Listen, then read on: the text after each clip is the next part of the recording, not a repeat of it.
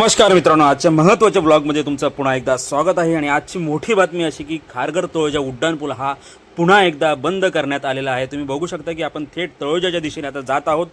मित्रांनो, हा जो ब्रिज आहे हा पुन्हा का बंद केला आहे, कारण की इथे तुम्ही बघू शकता की ही सकाळची वेळ आहे, आजची वेळ आहे, आज 25 तारीख आहे।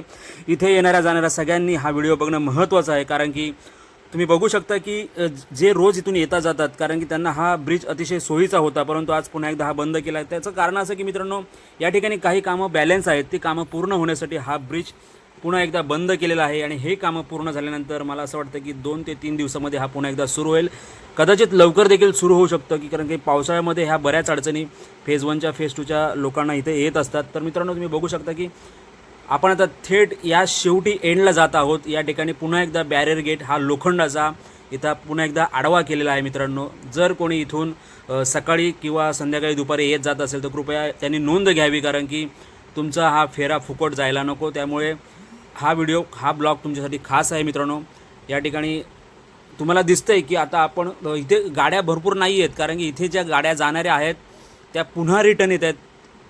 त्यामुळे जर कोणी प्रवास करणार असेल तर तुम्ही कृपया याकडे लक्ष द्या, कारण की तुमचा फेरा हा तितकाच महत्त्वाचा, वेळ तितकीच महत्त्वाची आहे। हा ब्रिज लवकरच 2 ते 3 दिवसामध्ये पुन्हा एकदा नव्याने सुरू होईल अशी खात्री आहे।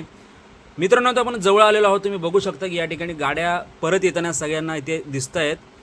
इथे मोठमोठ्या गाड्या म्हणजे 4 व्हीलर झाले, 2 व्हीलर झाले, कारण की या ठिकाणी पुढे कुठेही सूचना फलक लावलेला नाही आहे की बाबा ब्रिज या ठिकाणी सुरू झालेला तो परत बंद करण्यात आलेला आहे। इथे बघू शकता की इथून मी देखील वळालेलो आहे। मित्रांनो, हा व्हिडिओ तुमच्यासाठी मी खास काढण्यासाठी इथपर्यंत आलो होतो। मी तिथे विचारलं होतं, परंतु तिथे असं कोणी सांगायला तयार नसतं। आपण स्वतःहून विचारणं गरजेचं आहे, कारण की हा ब्रिज आपल्याला पावसाळ्यात खूप मदतीचा असणार आहे। पावसाळ्यामध्ये फेज 1च्या सभेमध्ये पाणी भरलेलं असतं, त्यामुळे हा ब्रिज महत्त्वाचा आहे। तर भेटूया मित्रांनो पुढच्या ब्लॉगमध्ये अशाच नवनवीन अपडेट घेऊन। तोपर्यंत धन्यवाद।